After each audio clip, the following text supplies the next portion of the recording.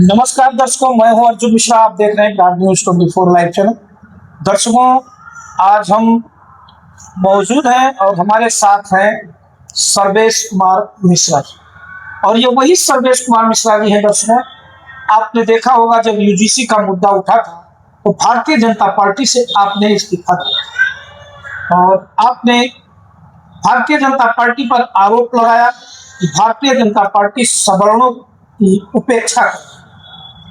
और आज आप भारतीय जनता पार्टी से इस्तीफा देने के बाद आज आप राम पार्टी यानी राष्ट्रीय अधिकार पार्टी, जो आपने देखा होगा बरेली के एडीएम साहब थे और उन्होंने यूजीसी के ही दौरान इस्तीफा दिया और उन्होंने सवर्णों के अधिकार की बात करते हुए एक सम्मानित पद एडीएम पद यानी जनपद का दूसरा स्थान यानी डीएम के बाद एडीएम आता है, उन्होंने उस पद को लात मारते हुए सवर्ण समाज की बात करने के लिए, उनकी आवाज उठाने के लिए इस्तीफा दिया। और यहां तक उनके ऊपर प्रशासन के द्वारा कई गंभीर आरोप लगाने का प्रयास भी किया गया। तो आज उन्होंने बनाया राष्ट्रीय अधिकार पार्टी यानी राम पार्टी, यानी भगवान श्री राम जो राम के जयकारे जय श्री राम के जयकारे से आए थे, लेकिन इन्होंने सीधा राम पार्टी बना दी। और आज उसी राम पार्टी आप जिला अध्यक्ष हैं जनपद श्रावस्ती के सर्वेश कुमार मिश्रा जी, आप स्वागत है हमारे चैनल में। तो दर्शकों, इनका परिचय कराना भी जरूरी था आप लोगों के बीच में। और पहला सवाल मैं इनसे पूछूंगा कि आपको ऐसा क्या लगा कि आप भारतीय जनता पार्टी छोड़कर आप जिला अध्यक्ष श्रावस्ती के राम पार्टी में शामिल हुए? सबसे पहले तो बहुत बहुत धन्यवाद पत्रकार महोदय, जो हमारी बात आप जनता तक पहुंचा रहे हैं। मैं पिछले 2012 से भारतीय जनता पार्टी का सक्रिय सदस्य रहा हूं। युवा मोर्चा सहित तमाम ऐसे दायित्व हैं जिनका निर्वाह मैं करता आया हूं। लेकिन सबसे पहले मुझे 2018 में ये महसूस हुआ जब हरिजन एक्ट में एनडीए सरकार ने 18A का अमेंडमेंट किया, जिसकी कोई ज़रूरत नहीं थी। लेकिन ऐसा लगा कि एक जाति विशेष को प्रसन्न करने के लिए ये ब्राह्मणों और सवर्णों की उपेक्षा कर रहे हैं। एक चीज बताना चाहूंगा, हरिजन एक्ट दलित और SC ST SC एक्ट कहा जाता है और यहाँ पर तमाम लोग हरिजन एक्ट ही जानते हैं, ST SC और दलित एक्ट कम ही लोग जानते हैं। तो इसलिए जिन लोगों को इन चीज़ों से ठेस पहुंचती है, मैं उनसे कहना चाहूँगा कम से कम इस चीज़ों को आप अपने को ठेस ना पहुंचाएं। ये अलग चीज़ है, क्योंकि जब हम लोग क्षेत्र में चलते हैं, गांव की महिलाएं, गांव के लोग, तमाम लोग केवल आज भी हरिजन आबादी, हरिजन एक्ट एक सम्मानित शब्द के नाम से लोग जानते हैं। लेकिन यहाँ पर कुछ दलित संगठनों के द्वारा ये आवाज उठाई गई कि हरिजन शब्द को हटाया जाए, लेकिन सुप्रीम कोर्ट ने ये नहीं माना है। तो मैं पहली बात ये बताना चाहूंगा, जो भी दर्शक देख रहे हैं, बहुत लोग कमेंट भी करते हैं कि ये चीजें नहीं होनी चाहिए, लेकिन सुप्रीम कोर्ट ने ये चीजें नहीं मानी है। दर्शकों, ये भी जान लीजिए, सुप्रीम कोर्ट ने माना है कि हरिजन शब्द के साथ साथ किसी को अमर्यादित भाषा का समर्थन किया जाए या उस चीज को लेकर उसको कहते हैं अब्यूज शब्दों को प्रयोग करते हुए उसको दिया जाए, तो ऐसी भाषा। लेकिन यहाँ एक सम्मानित पद है हरिजन एक्ट, क्योंकि पहले हरिजन एक्ट था और ये तो 2017 में मुकदमा लड़ा गया, तो वो अलग चीज है। तो लोग अभी इसी नाम से जानते हैं, तो इसको आप अन्यथा न लीजिएगा। आप बताइए जी। अब 18A जो है, इसके तहत जो इन्होंने अमेंडमेंट किया उसमें ये है कि कोई भी व्यक्ति अगर जाकर के FIR लिखवाता है जो कि हरिजन समाज से आता है, तो सीधे उसकी FIR लिख ली जाए और जिसके ऊपर उन्होंने FIR लिखवाया है उसको सीधे अरेस्ट कर लिया जाए।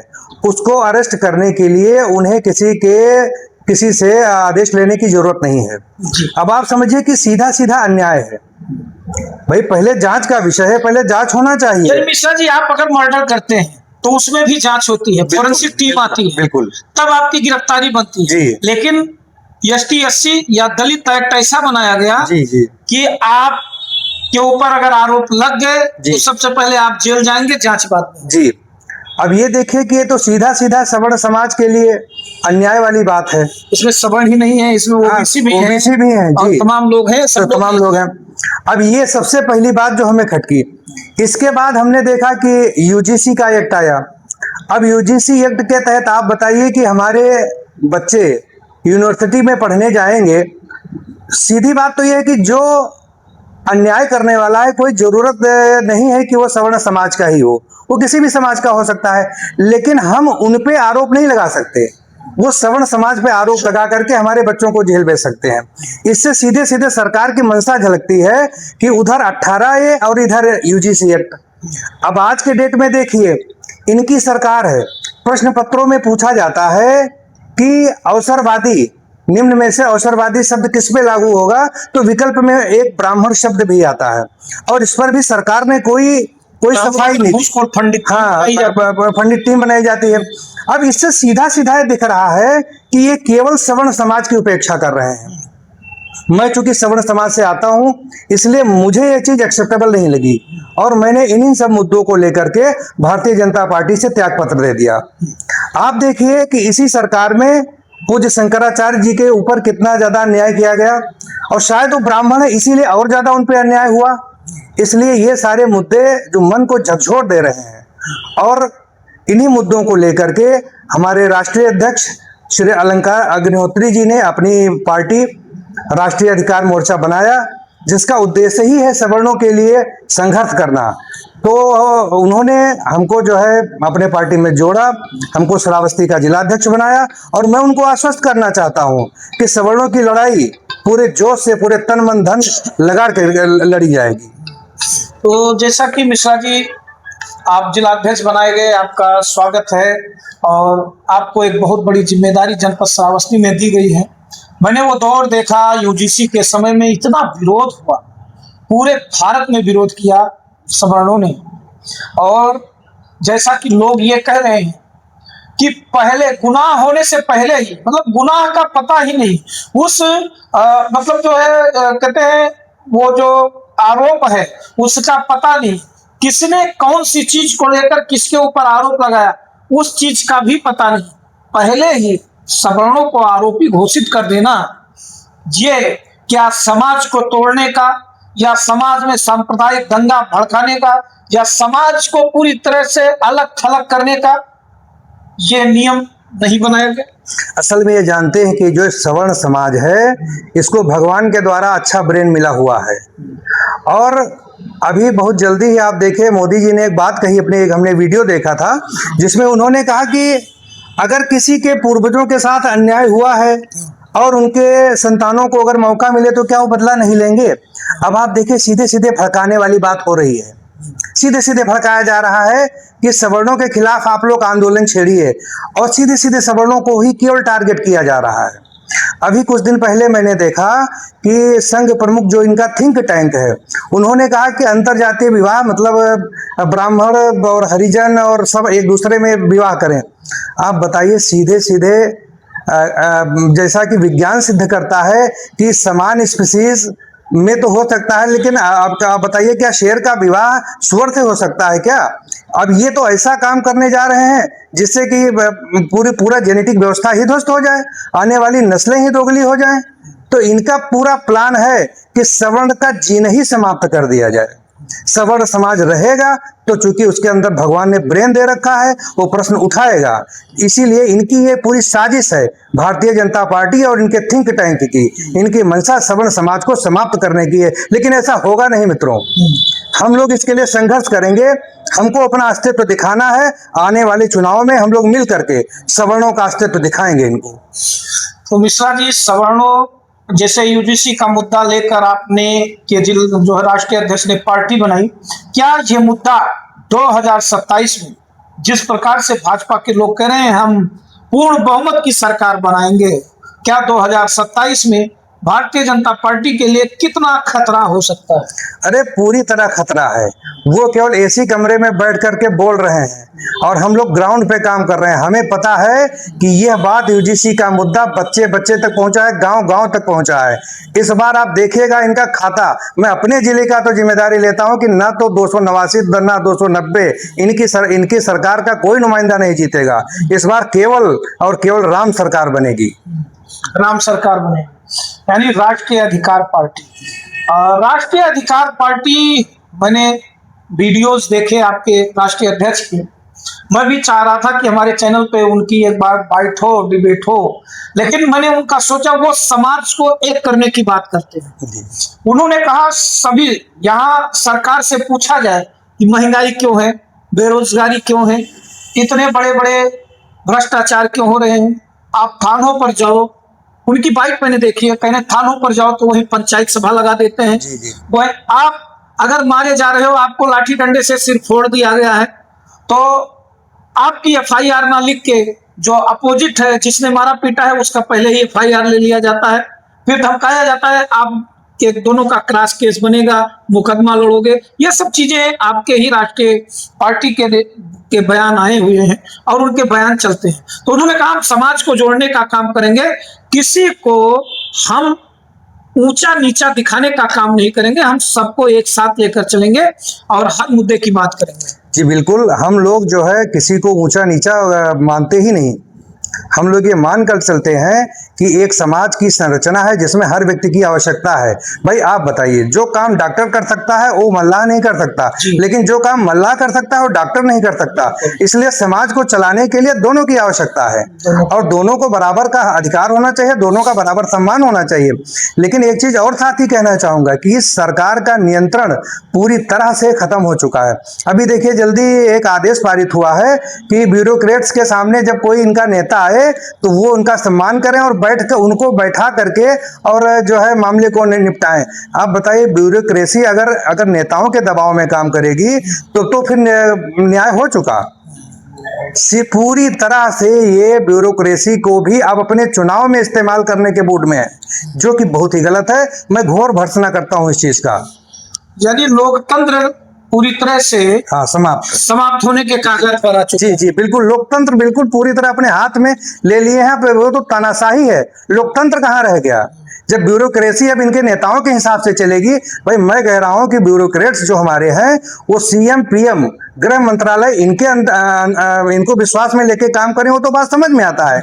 लेकिन एक नेता जो केवल किसी भावनाओं पे या लोगों के किसी उन्माद में आकर बन के आ गया है, अगर वो उसके अनुसार ब्यूरोक्रेसी चलेगी, जो हाईली एजुकेटेड लोग बैठे हुए हैं, तो फिर समाज का बंटाधार हो जाएगा, फिर तो कुछ नहीं होगा। सीधी सीधी तानाशाही है इनकी। जैसे सर्वेश जी, आपने भाजपा में अभी हमें बताया कि आपके दादा आपके बाबा जनसंघ के जमाने से थे। जी जी, यानी रुद्रसेन जी सांसद हुआ करते थे, आपके यहाँ आया करते थे। जी बिल्कुल। सुभाष त्रिपाठी जी जो विधायक हैं वो भी आपके घर आते थे। जी। यानी भाजपा से आपका पूरा परिवार, पूरा गांव, पूरा इलाका जुड़ा था। जी। लेकिन क्या ऐसी दिक्कतें आई और क्या आपको लगा कि भाजपा में छोड़ने से ही हमें फायदा है या नुकसान है? इन सब चीजों को आपने कैसे कंठस्थ किया और कैसे इन सब चीजों को आपने अपने अंदर जागृत किया? मैं आपको बताऊं, रुद्रसेन चौधरी ही नहीं, हमारे यहाँ आंगन में आकर के इसी गेस्ट रूम में बैठ करके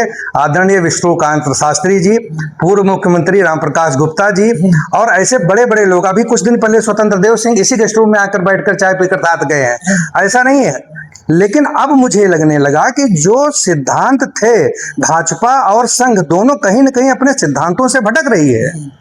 मैं देख रहा हूं कि जो बहुजन समाज पार्टी का सिद्धांत था वही सिद्धांत आज भारतीय जनता पार्टी में लागू हो रहा है।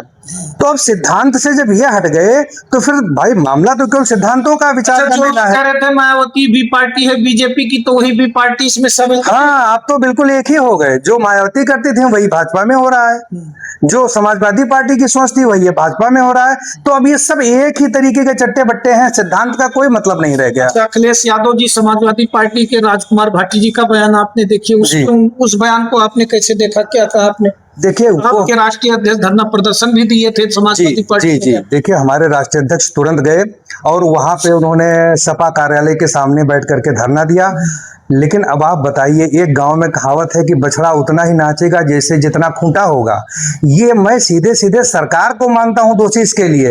उनका नियंत्रण पूरी तरह से ठप हो चुका है कि कोई भी ब्राह्मण को गाली देके चला जाता है। कोई भी चला जाए, कोई भी ब्राह्मण को गाली दे देता है, उस पर कोई कार्यवाही नहीं होती है। यही बात दलितों और ST SC पर हो जाए तो मुकदमा लिख जाए, और ब्राह्मणों पंडितों भवनों कह दें तो उस पर कुछ है। हम उनको हरिजन का भाई कह दें तो हमारे ऊपर मुकदमा हो जाए, जबकि सम्मानित शब्द है, सम्मानित महात्मा गांधी का दिया। जी, हरिजन माने जो भगवान के जन है। वो अगर मैं उनको भगवान का दर्जा दे रहा हूं तो उनके लिए गाली है, और हमको बमनवा पंडितवा कह दें तो हमारे लिए वो गाली नहीं है। तो कहने का तात्पर्य है कि ये सीधे सीधे सरकार की मंशा दिखती है कि ब्राह्मण और पूरा सवर्ण समाज गाली खाए, ये उनकी अपनी मंशा है। जी। अच्छा, जैसा मैंने ये देखा है, आपने भी देखा है कि भारत में दो समुदाय ज्यादा उपेक्षित देखे जाते रहे हैं, जैसा कि आप कई पार्टियों के द्वारा, आपके लोगों के द्वारा भी बताया गया कि ये दोनों फुटबॉल है, सवर्ण समाज के लोग जी और मुस्लिम समुदाय के लोग जी, इन दोनों को राजनीतिक पार्टियों ने फुटबॉल बना लिया जी जी, और इनको जहां चाहो उधर गोल मार दो। अब तो यही देखने को मिल रहा है। अभी देखिए चुनाव आएगा तो क्या नाम है, मुस्लिम और हिंदू, मुस्लिम को एक पक्ष मुस्लिम को पकड़ेगा, एक हिंदू को पकड़ेगा, और उनका टारगेट सीधे सत्ता को पाना रहेगा। मुस्लिम तो बेचारा यहाँ रह करके भी उपेक्षित है, समझ ही नहीं पा रहा है कि हमारा देश है कि नहीं है। वो केवल यूज किया जा रहा है। और ठीक यही स्थिति हमारे सवर्ण समाज के साथ है। जीतने के बाद फिर सवर्णों, फिर जब जीत जाएंगे तो फिर सवर्णों में जो है जातियों में बंटवारा हो जाएगा कि ये OBC है, ये हरिजन है, और ये ब्राह्मण है, ये क्षत्रिय है।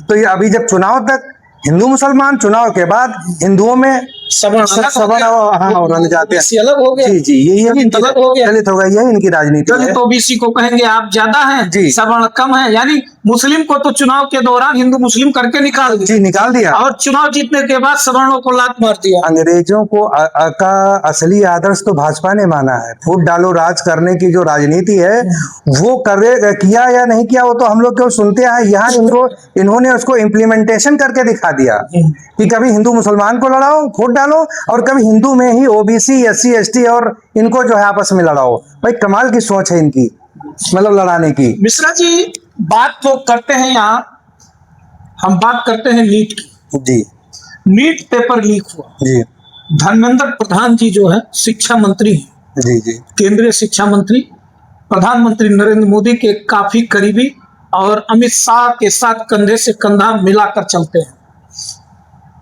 आप ही के परिवार में 5 बेटे रहते हैं, और आप ही के घर से अगर चोरी हो जाए जी, तो क्या उस चोरी में बाहर का शामिल होगा कि आपके 5 बेटे घर के शामिल?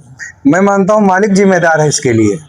मालिक इसलिए जिम्मेदार है कि उसने ढंग से मैनेजमेंट नहीं किया होगा, या तो चोरी करवाने की उसकी मंशा रही होगी स्वयं की, और या फिर उसने मैनेजमेंट ढंग से नहीं किया होगा।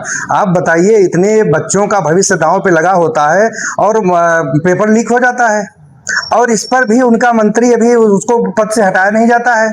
क्या सिद्ध होता है? या तो आपने स्वयं पेपर लीक करवाया था, या कुछ और मंशा रही होगी आपकी। आप पूरी तरह से फेल हैं इस मामले में। इसमें कई बच्चों ने आत्महत्या कर दिया, उसकी जिम्मेदारी कौन लेगा? निश्चित तौर पर सरकार की जिम्मेदारी है, निश्चित तौर पर सरकार की जिम्मेदारी है, सरकार की जी। तो ऐसी दशा में अब आप कैसे तैयारी कर रहे हैं? आप अपने लोगों को कैसे जोड़ रहे हैं? कैसे 2027 में सर्वेश जी सवर्ण और सब समाज को लेकर आगे चले? देखिए, मेरे लिए कोई उपेक्षित नहीं है। मैं ग्राउंड लेवल तक जाऊंगा। अभी जैसा मैंने एक उदाहरण दिया कि हमारे लिए डॉक्टर भी जरूरी है, हमारे लिए मल्लाह भी जरूरी है, हमारे लिए हर एक व्यक्ति जरूरी है। हम सभी लोगों तक उनके बात पहुंचाएंगे, उनको बताएंगे कि तुम्हारे मूल अधिकार क्या हैं, आपके साथ क्या साजिश रची जा रही है, और आप अपना अस्तित्व दिखाएं, क्योंकि ये समाज का नियम है। अगर आपने अपना अस्तित्व नहीं दिखाया तो आप समाज से हटा दिए जाओगे। इसलिए सरकार की मंशा को समाज के एक एक बच्चे तक ले जाना, उसको जगाना। भाई हमारा तो सिद्धांत है कि हर घर जाना है, हर कुंडी को खटखटाना है, हर व्यक्ति को जगाना है, और राम की सरकार लाना है, राम की सरकार लाना है। तो जैसा कि दर्शकों आपने देखा, ये राम पार्टी के जिला अध्यक्ष जनपद श्रावस्ती के सर्वेश कुमार मिश्रा जी। आपने अभी ठीक UGC का मुद्दा जो आया था उसमें इस्तीफा दिया था भारतीय जनता पार्टी से। आपने जाना कि इनके पूर्वज यानी पार्टी से भाजपा पार्टी जनसंघ जमाने से रिलेटेड रहे। आपके यहाँ पूर्व मुख्यमंत्री राम प्रकाश गुप्ता जी आए हैं, अभी जल्दी 1 साल पहले जो इस समय जल मंत्री स्वतंत्र देव सिंह जी हैं वो भी आए थे। लेकिन क्या कारण रहा दर्शकों, इन्होंने इस्तीफा दिया। इतने बड़े बड़े भूपति यहाँ पर आ चुके हैं और कहीं ना कहीं इनको उपेक्षित किया गया या लगा, जिसके वजह से आज ये सवर्ण पूरी तरह से इन्होंने इस्तीफा दिया भारतीय जनता पार्टी से। अब देखने वाली बात दर्शकों यह है कि जिस प्रकार से आप लोग इस मुद्दे को उठा रहे हैं कि सब समाज और सवर्णों को इकट्ठा करके हम सरकार बनाएंगे, क्योंकि हम अधिकार की बात करते हैं। हमें भी वही अधिकार चाहिए कि अगर हम कुर्सी पर बैठे हैं तो हमें भी कुर्सी चाहिए, यानी वहां नंबर ना देखा जाए। जी बिल्कुल। आप नंबर देखते हैं, और रही सवाल अगर नंबर देखते हैं सर्वेश जी, तो इसी नंबर को आप आर्थिक आधार पर क्यों नहीं करते? निश्चित तौर पर हम लोगों का यही मांग है कि जैसे आरक्षण है, तो आरक्षण ऐसा नहीं कि आईएएस का बेटा वो जो सब हर तरीके से संपन्न है वो आरक्षण का अपना प्रयोग करे। हम लोग चाहते हैं कि गरीब ब्राह्मणों में भी होते हैं, अन्य जातियों में भी होते हैं, इसलिए आरक्षण को लेकर भी हम लोग अपनी फाइट करेंगे कि आरक्षण आर्थिक आधार पर हो, जाति आधार पर नहीं। जातीय आधार पर ना हो। दूसरी चीज सर्वेश जी, आपके गांव में दलित तो बहुत रहे हैं जी, आज भी जी। क्या उन दलितों को कभी आपने डॉक्टर, इंजीनियर, आईएएस या सरकारी कर्मचारी में नौकरी करते हुए आज तक देखा? सरकार इतना आरक्षण देने के बावजूद बड़ा मुश्किल है। वो लोग देखिए, मानसिकता आप कहने में बड़ा अच्छा नहीं लग रहा है, लेकिन उनकी मानसिकता ही नहीं है। कितना भी आरक्षण दे लीजिए, आप उनको वहां तक नहीं पहुंचा सकते, क्योंकि ये जेनेटिक्स का मामला है, उनके जीन में ही नहीं है वहां तक पहुंचना। भाई शेर, आप किसी को शेर की खाल पहना दीजिए तो क्या वो शेर हो जाएगा? शेर बनने के लिए शेर का जीन्स होना चाहिए, शेर का कलेजा होना चाहिए। और यही आर्थिक पर होता तो हर व्यक्ति भाई वो भी आगे जाते। तमाम ऐसे हैं जो टैलेंटेड हैं, हाँ। लेकिन अब उनके पास पैसा नहीं, वो आगे नहीं बढ़ पा रहे हैं।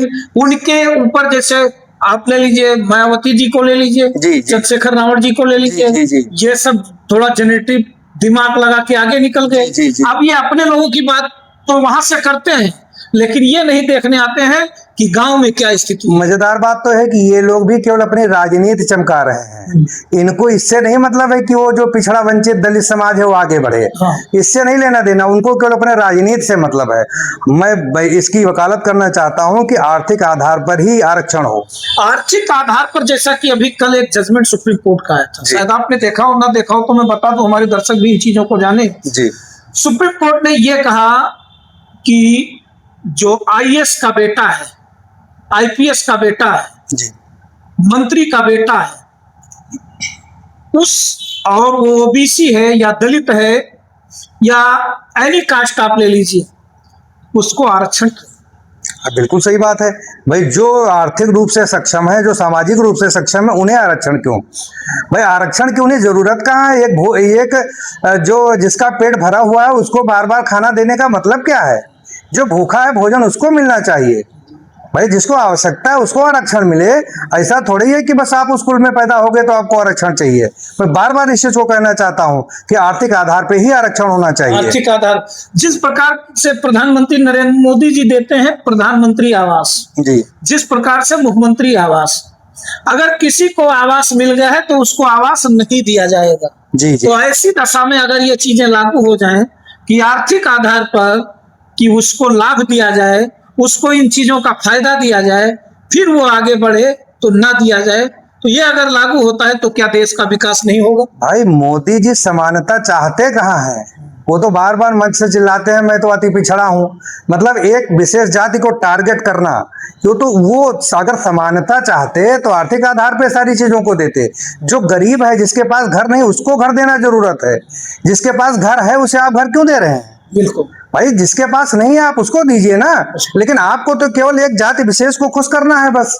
आप केवल राजनीति कर रहे हैं, आपको केवल सत्ता से मतलब है और आपको विकास से कोई मतलब, हमें तो कोई विकास दिख ही नहीं रहा है। दिख ही नहीं रहा।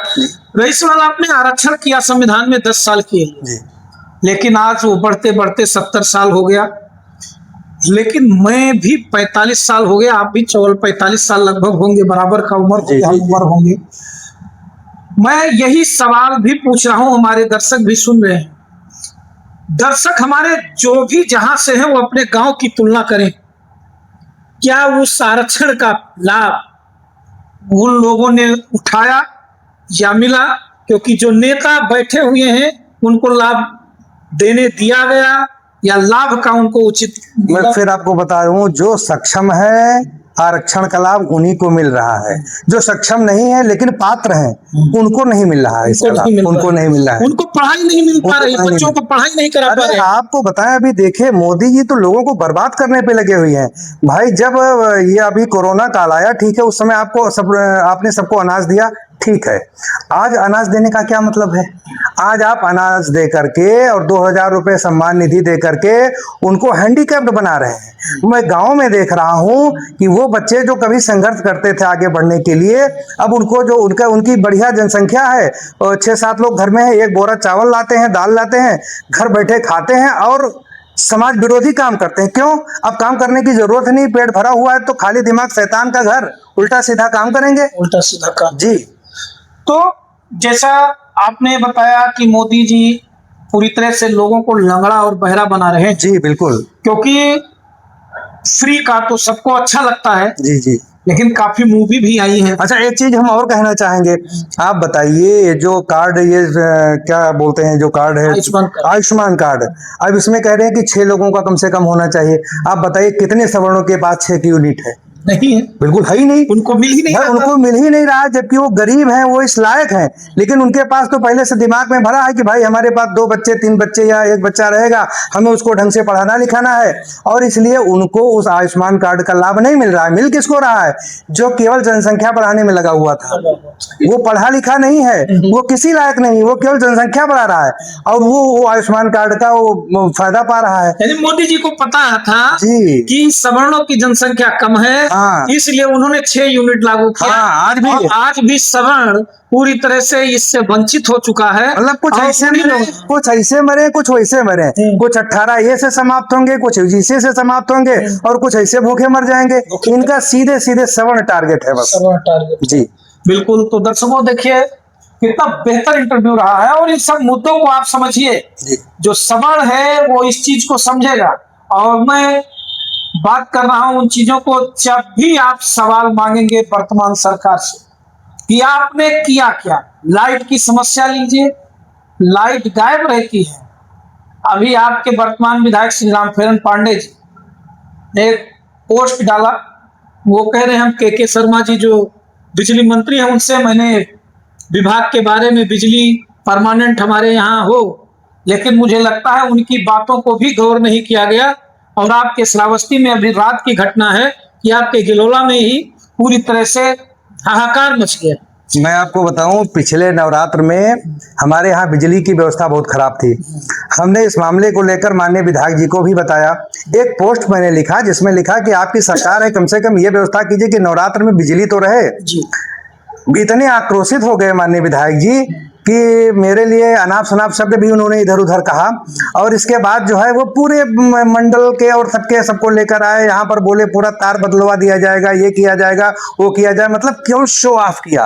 और आज तक कुछ नहीं हुआ, ना यहाँ तार बदले गए, ना कुछ विद्युत व्यवस्था। आप गिलौला में घूम कर देखिए, झालर की तरह तारें लटक रही हैं। तो करना कुछ नहीं, केवल मुंह से बोलना है, ये उनके पूरे सरकार की मंशा है, और हैं तो ये उन्हीं के नुमाइंदे। जी, यानी सोशल मीडिया प्लेटफॉर्म, फेसबुक या नेता जी तमाम घूमते रहते हैं जी। और आजकल सोशल मीडिया प्लेटफॉर्म भी, जमीनी स्तर की बात किया जाए तो जमीनी स्तर पर हम भी चलते रहते हैं। और सर्वेश जी, एक बात मैं कहूँगा, मैंने भी सर्वे किया है 289 और 290 का। जी जी। और आप देखते रहते हैं, मैं भी ग्राउंड पर जाता हूँ। जी बिल्कुल। लेकिन फिलहाल आज की डेट देखिए, आने वाले समय में क्या बदलाव आता है, क्योंकि चुनाव आते आते मौसम बदल जाता है, और मौसम का बहाव, कहते हैं सुनामी जिधर जाती है, चुनाव की बयार जिसर जाती है, वही बनता है। जी जी जी। फिलहाल आज की तारीख की मैं बात करता हूं तो आपका वर्तमान विधायक इस समय चुनाव में जीत रहा है श्रावस्ती। नहीं, मैं आपके इस बात से सहमत नहीं हूँ, क्योंकि मैं ग्राउंड लेवल पे काम कर रहा हूँ और मैं देख रहा हूँ सत्ता के कारण लोग कहने से डरते हैं। आप देखिए, मैं यानी आपके कहने का मतलब है इस समय वो विधायक है इसलिए लोग कह रहे हैं, बस केवल उनके सामने नहीं कह पा रहे हैं, हाँ में हाँ मिला रहे हैं। आज चुनाव हो जाए, आज बहुत बुरी तरीके से हारेंगे, मैं आपको लेकिन बताऊं। वो हमें सर्वे में तमाम उन्होंने डिटेल दिया है, कह रहे हैं वही जीतेंगे। सर्वे का मैं आपको बताऊं, मैं एक पोस्ट डालता हूं, आप फेसबुक पे चेक कीजिएगा, उस पे 8,000 10,000 व्यूज होते हैं, लेकिन कमेंट होते हैं 20 और लाइक होते हैं 100। क्यों? लोग कहने से डरते हैं, कहने से डरते हैं कि वर्तमान सरकार, और भाई विधायक है, कोई सांसद है, वो कुछ भी कर सकते हैं, किसी का कितना भी बुरा कर सकते हैं। आदमी भय से कुछ नहीं बोल रहा है, लेकिन आप एक सामान्य व्यक्ति की तरह जाइए, बैठिए और अपनी बात रखिए, उनको कहने का मौका दीजिए। आपको क्या लगता है कोई मुसलमान आज की डेट में सरकार के विरोध में नहीं बोलेगा, लेकिन क्या वोट देगा? नहीं देगा। इसका मतलब लोग भय के मारे नहीं बोल रहे हैं। बाकी आज के डेट में चुनाव हो जाए तो कहीं नहीं है लोग।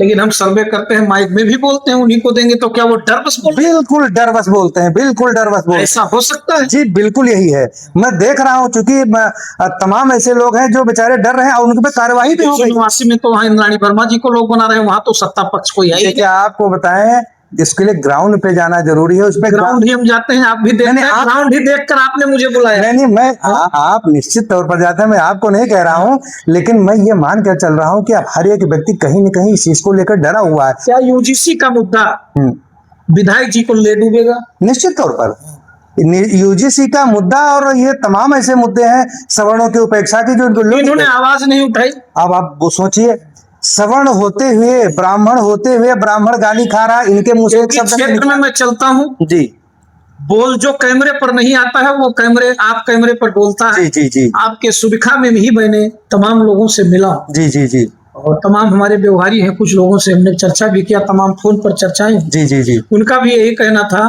कि एक टूट ही बोल दिया जाता या एक ट्वीट ही कर दिया जाता तो हम कहते कि ये हमारे परिवार के हैं और हमारे घर के हैं, हमारी आवाज उठाई।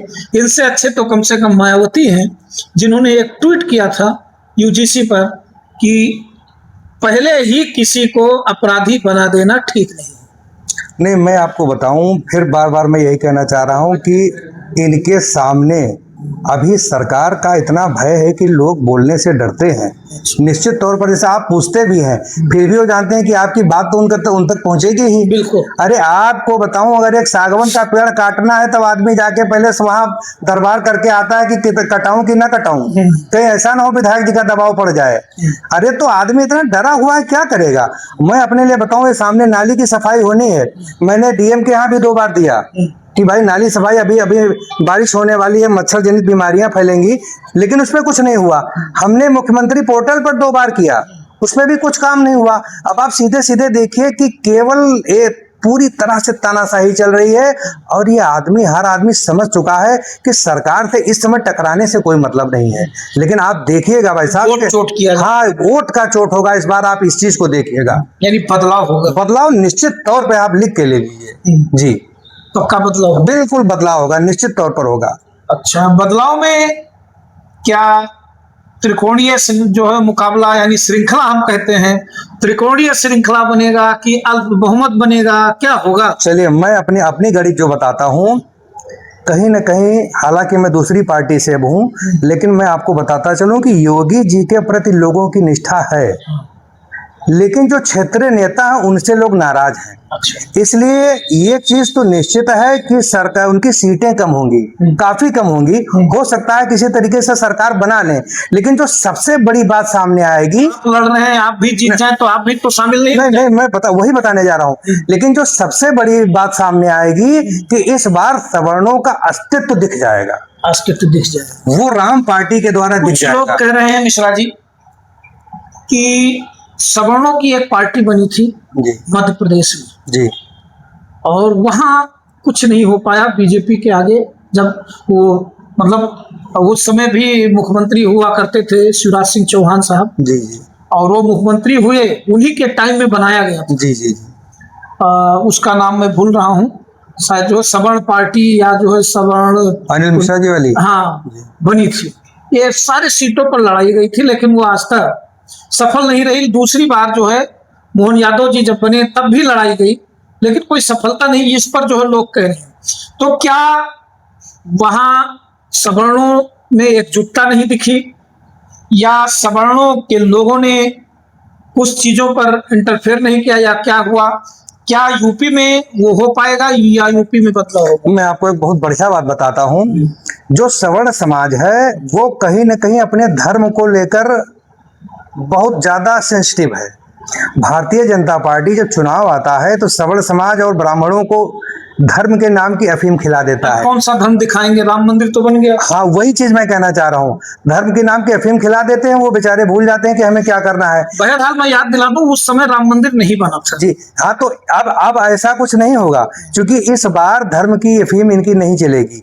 हर व्यक्ति जाग चुका है। आप भी ग्राउंड लेवल पर जाते हैं, आप देखिए हर बच्चा इस चीज को समझ रहा है। वो तो ये कहते हैं कि इनसे सवाल पूछो तो हिंदू मुस्लिम की राजनीति करते बस उनसे कुछ भी आप पूछिए, पाकिस्तान की बात करेंगे, हिंदू मुस्लिम की बात करेंगे, रहा सहा और चीजें बात करेंगे, मंदिर मस्जिद की बात, भ्रष्टाचार की बात नहीं करेंगे। भ्रष्टाचार की बात नहीं करेंगे, विकास की बात नहीं करेंगे, और ये सब बातें उनके पास नहीं होती हैं। जी, तो अब आखिरी में क्या कहना चाहेंगे आज? बस मैं आप सभी मित्रों से कहना चाहूंगा कि आप सभी लोग जागिए, देखिए भारतीय जनता पार्टी की मंशा को समझिए। कहीं न कहीं ये सवर्ण समाज को कुचलना चाहते हैं और अपनी वास्तविकता, अपना अस्तित्व दिखाने का समय आ गया है। इसलिए आप लोग जागिए, आने वाले चुनाव में अपना अस्तित्व जरूर दिखाइए और राष्ट्रीय अधिकार मोर्चा को सपोर्ट कीजिए। बस इसी के साथ अपनी वाणी को विराम दूंगा। धन्यवाद। राम पार्टी को सपोर्ट करें, यानी जब भी सुबह सुबह आप उठते हैं तो कहते हैं राम राम राम, लोगों से नमस्कार कहते हैं भैया राम राम राम। तो पहली बात सभी लोगों के जुबान में है राम पार्टी, यानी राम राम राम। वैसे ही याद करने की जरूरत नहीं, यानी राष्ट्रीय अधिकार पार्टी, राष्ट्रीय अध्यक्ष अलंकार अग्निहोत्री जी की पार्टी है। आपको याद दिला दूं, यूजीसी का मुद्दा जब उठा था पूरे देश में एक बयार चली थी, हवा चली थी। फरवरी और जनवरी का महीना था, उस दिन जाड़ों का मौसम था। उस समय लोगों के पसीने छूट रहे थे, यानी ठंडी में पसीने छूट रहे थे। यूजीसी को सरकार चुप बैठी थी, चाहे भाजपा के लोग हों, सपा के लोग हों, बसपा के लोग हों, कांग्रेस, यानी सारे लोग चुप थे, सारे राजनीतिक पार्टी चुप थे कि अब बोला तो जाए, क्या बोला जाए। तो दर्शकों, इससे जाहिर होता है कि इनको ये भनक जरूर हो गया कि ये काम गलत हुआ है, लेकिन सवर्ण भी चुपचाप बैठा है, उस दिन का इंतजार कर रहा है 2027। और हम भी ग्राउंड रिपोर्ट पर चलते हैं, क्षेत्रों में घूमते हैं, तो कहते हैं कि सवर्ण जातियां जितनी बनिया हैं, लाला हैं, ब्राह्मण हैं, क्षत्रिय हैं, तमाम कई जातियां भी जैसे पठान हैं, तमाम सवर्णों में जातियां आती हैं, लगभग 10 से 15 जातियां आती हैं। आप गुजरात चले जाएं तो वहां तो कुर्मी बिरादरी यानी पटेल भी सवर्णों में आ रहा है। दर्शकों, सबसे गंभीर समस्या, यहाँ पटेल को ओबीसी में किया गया, लेकिन वहां पटेल सवर्ण में आ रहा है। इन सब चीजों को आप जानिए, और कई जगहों पर हर चीजों को लेकर काम किया जा रहा है। तो क्या 2027 में यूजीसी फैक्ट बनेगा?